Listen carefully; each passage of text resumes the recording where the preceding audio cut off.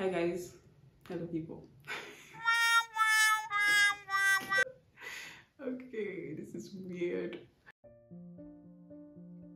Hello everyone, welcome to my YouTube channel. My name is Ruth and I am a master's in design leadership student at THI in Germany. I also live, work and obviously study here in Germany, and I work as a communications designer at an energy company in Germany. Currently, I just turned 26 a couple of days ago, so happy belated birthday to me. I moved from Nigeria, so I'm Nigerian, and I am, like I said, 26 years old. What else? Oh yeah, I moved to Germany first to study management, but then I changed my program to something else. So I'm currently in Ingolstadt. I moved from Munich to Ingolstadt to study a different program. And I guess that is it about me. For now, the reason why you probably clicked on this video is because you want to hear me talk about the 5 lessons or 5 things I wish I knew before moving to Germany, or I wish I guess all of these things I'm probably going to say will be things that you would figure out yourself when you eventually move to Germany or wherever. But yeah, I do hope that the videos I am able to produce or the content I make would be helpful to someone who is planning on moving to Germany, just to kind of help you, I guess, figure out certain things out without necessarily having to figure them out yourself. Anyways, let's get right into the video because I feel like I'm talking too much. First of all, I need to take a sip of tea. Yeah. Yeah, okay. And my tea is cold. Anyways, so the first thing is, it's okay for you to pivot. It's okay for you not to have everything figured out when you first move to a new country. I can give you like a little bit of tips from my own experience. So when I first moved to Germany, as I said, I have a background in architecture. So before moving to Germany, I have siblings who stay here and they'd already like gisted me about the whole issue with the language and stuff. But I did really think that I was going to be an exception, you know, because I had my experience. I also had my portfolio ready with projects and works that I'd actually done and was very passionate about, you know. So when I moved here, I had everything ready and I immediately hit the ground running. Like I applied to architectural firms and was, you know, the first week or two, I was like really optimistic, you know, that those firms will call me back. But yeah, some of them reached out back and they were very particular about my lack of German language. So there are 2 things you need to know about speaking the German language, yeah. So the first one is it's important that you learn how to speak the German language. The second one is if you are in a kind of technical, if you have some kind of technical background, for instance, if you have like a background in architecture like I did, and you fully intend to practice here, it's important that you learn how to speak the German language with architectural jargon. So there are 2 different things. There's German for normal speaking and normal conversation, and there's German for if you plan on working in a particular field. Because when I was studying architecture, I learned architecture in English, yeah. So anyway, all of those things, it's not important. The important thing here is I was able to land a job in architecture or as an architect, or even as a assistant as an assistant in an architectural firm. Nope, I wasn't able to bag anything in that field. So I immediately did some research, and to be honest, I would say not too deep in research before I kind of repackaged my CV, repackaged my skill set, and switched into general design, so graphic design. Basically, I started applying to roles as a graphic designer, and I was getting way more calls and way more people who were interested in my skills that wasn't interested in whether I knew how to speak the German language or not. The first role I got was in my first month living in Germany last year, and it was a role as a presentation designer with a consultancy firm that spoke majorly German. However, my boss was bilingual, so it was he didn't care that I didn't know how to speak the German language. He was more interested in my design skills, and I immediately joined that job, which was amazing. I had an amazing experience working there. However, in my 8th month there, I decided that, okay, it was time to pack up shop, and I decided to, with what I had gotten there, I kind of packaged my CV once again build my portfolio and my experiences because of the 8 months I'd already had, and I reapplied to other jobs. This time around I was applying to UI UX roles. However, I didn't get into a UI UX role. I was able to bag a job as a communications designer. The point of all of this talk is find something you're good at. It doesn't necessarily have to be something you were primarily doing, you know, as back at home when you were comfortable with the language and everything. You're in a new country, so it's important that you sort of package yourself, package your soft skills, package your experiences in a way that fits the new roles that you would be applying to. Make sure you do your research to find out which roles are, you know, which roles they move market, basically, which roles are selling in the German market, and then try to learn skills fit to those roles. The second thing is to reinvest in yourself. So when you first move to Germany and you are trying to get into the job market, there are certain things you can do. You can do some random jobs, mini jobs and whatever, and those things are things that would make you money. So while you're doing all of those things to make money, not necessarily a white collar job or something, I would suggest that the money you make, maybe it might be a little bit less than 1,000 euros or a little bit over 1,000 euros. You should try to reinvest that money in yourself.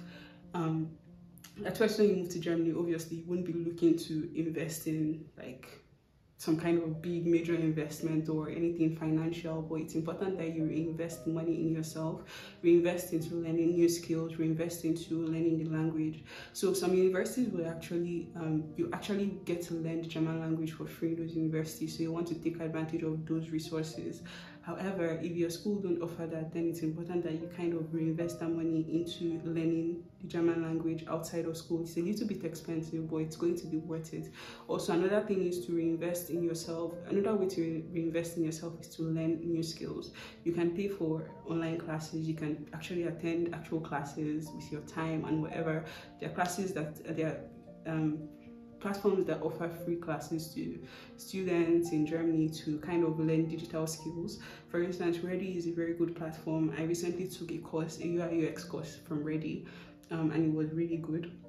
Another platform is a DPS, which is a Digital Product School. Is a very good platform for you to learn digital skills and also like sort of use that to pivot. Those are things you can actually do for yourself, you know, to kind of build yourself up even while you are doing random jobs. And this might not pay off now, but it will definitely pay off. Learning skills is, I can't even overemphasize how important it is for you to learn those high income skills by, you know, reinvesting in yourself. Another thing I learned while in my first year studying in Germany is that you don't have to study what you came to Germany to study. So when I moved to Germany to study a master's in management, and I was able to land the master's in management program at the Technical University of Munich. Obviously, I studied there for about 2 semesters, and in my second semester I realized that it just wasn't for me. You know, there were a lot of things that just didn't fit my, number one, it didn't fit my style, the way I knew how to learn. Because as I said, I have a background in architecture, and I'm so used to working in teams, working in a studio with people and all of those things. So having to move to a program like that was a bit of a shocker for me. Well, anyways, the point is I wasn't able to adjust fully. I didn't enjoy my program. I wasn't passionate about what I was doing, so I had to make the switch. Currently, I'm studying something in design, which is a lot better for me, and to be honest, it's like one of the best decisions I ever made. I switched in my second year. The thing with Germany is you can actually switch once to another program, but you have to make sure that if you're making the switch, you can't switch in your third year. I think in your third year you are stuck to doing what you're doing. So if you want to make a switch, you have to do that as quickly as possible. But it's possible for you to come to Germany to study one thing and complete your degree in another thing. It's fine, it's totally normal. I know a couple of people who have done it successfully, including myself. So it's normal for you to do that. If you don't enjoy what you're studying, if you feel completely drained or completely burned out and it's just what you see yourself doing in the future, it's perfectly normal for you to switch. The third thing is spend time to learn the language. I can't even overemphasize this enough. It's very, very important that you learn the German language. And this is me literally preaching to the choir. Myself, I don't know how to speak the language. Yeah, I don't know how to speak the language, and it's a big thing for me. Like, it's something that is on the top of my priority list. I'm currently taking the course at the university. It's a bit slow for me because, yeah, I'm really slow when it comes to learning the German language or any kind of language at that. But yeah, point is, learn the language anyhow you can learn it. Whether you're taking a free course at the university or you are paying for the course somewhere, you should learn the language. It's very important because most German companies are very, very particular about people that know how to speak the language. The thing is, you can get into a company where the language is not required and like knowing how to speak German is not particularly priority. However, to move up the ladder, you know, in those companies, like to kind of get to managerial positions or whatever, it's still very important that you learn the language. But to get your foot in the door, the language is not necessary. Like I said, I'm on my second job here in Germany and I don't know how to speak one word. Actually, I know how to speak a couple of words in German. Proud of myself, proud of my little German boy. Yeah, I know how to speak some things in German, but still not enough for me to survive, you know. So it's important that you build up your German level skill at least to like B2 while you're in school. Make sure you like take advantage of the free courses that you're given at the university. The fourth thing is to learn a high value skill while you're still a student. Or more, if you want to waste your time, focus on book. Like, if you feel like you need to waste your time while you're studying, focus on only your studies, and that is a big way for you to come and just go. Because companies in Germany, they are not like companies in America where they care about where you finished or like which university you finished from, whether it's a Hochschule or a technical university or whatever. Nobody cares. Like, people are majorly very interested in your experience level. Number one, your level of experience. Number two, the skills that you what you know how to do. It's more important than where you learned it. It's important that you know how to, you're skilled at something and you're very skilled at it. And then finally, the German language. But I wouldn't say, see, if you know how to do what you know how to do very well, the German language might not be such a problem because companies in Germany are actually bringing people from Nigeria and other countries to work here. So I would say just learn something of high value. I met a couple of people when I first moved to Germany, some people who like pivoted from very unrelated roles to like data science, data analytics, software engineering, and just a lot of those high value skills, and they're really doing very well for themselves. So I would say that you should take your time to actually invest in learning those high value skills. If you want to make things easier for yourself, look into what you already know how to do, what you're currently doing. It might not seem like it's related, but the truth is, all of your life experiences make up who you are. And at the end of the day, if you can sit with yourself, pen down the skills that you know, like what you currently know, versus what you're looking to learn, you will find a lot of similarities. And it's in that similarity that makes it a lot easier for you to get into a new role, you know, because you're not just starting from scratch. Nobody is really just starting from scratch. You've had some experiences, so you should capitalize on those experiences to get into whatever role it is that you desire. Some very high value skills would include, I would say data analytics, software development, graphic design, UI UX design.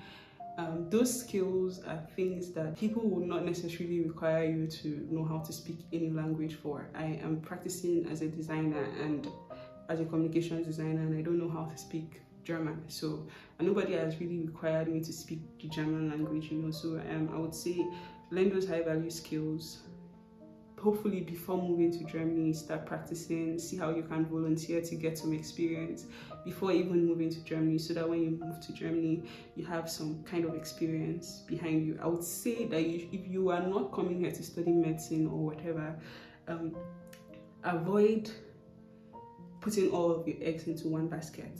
Like if you are previously an engineer or you're studying something in engineering, you can, but I would say you should probably learn another skill that would be useful, more useful to you when you first arrive. And then when you're done with your studies, you can pick up wherever you left off as an engineer. Yeah, and the final point is 6. The final point, my last point, is to join a fellowship or a club or a community or whatever it is that you want to join. The point is, just don't be a hermit. Don't just bury your head in the sand. Don't just live by yourself. You're not an island. You should try to meet people, like join a fellowship. I would say for me, it's when I moved to Germany, I'm Christian by faith and by religion. So when I moved to Germany, the first thing I did was to join a church fellowship, and it was very, very pivotal for me. I joined IBCM Munich while I was staying in Munich. It's IBCM Munich is a congregation of people from different international backgrounds, so you would definitely find one or two things for you there. There are Indians, there are Nigerians, people from so many different parts of the world, and it was very pivotal for me because when I first moved here, even though I have siblings here, I didn't have siblings who were living in Munich, so the church community was very helpful for me to find my first footing in Germany. They were I remember a church member who actually helped me with curating my CV and gave me tips on how to find jobs and how to pivot from what I was currently doing into what I was previously doing into what I'm currently doing. So I would say finding a community of people that you share a similar belief to is very important, you know. So in my first year, I didn't know anybody when I moved to Germany, and my church members kind of pulled me to themselves, invited me for dinners, invited me for outings and for Christmas dinner and all of those things. It was very fun, you know, game nights and all of those things. You know, it was really, really important for me to find my grounding here. So I really hope that it's helpful to someone who is planning to move to Germany to study or to work, and I really hope that you were able to pick out a thing or two. If you've lived in Germany for longer than I have, this is a free learning space, and it would be nice if maybe drop a comment or two or some of the things that you've learned while you've lived in Germany for this long, and I think everybody will really, really appreciate your opinions as well. So anyways, that is it for me, and that is it for this video, and I really hope to see you next time. Also, if you found this video to be helpful, please don't forget to leave a like and a comment, or whatever it is that I want to leave, for just maybe subscribe as well. That would be really helpful to me because right now I only have 5 subscribers. Yeah, anyways, it's the point is, if you can help one person, that's all that really matters. So anyways, I guess I'll see you guys some other time. Bye for now.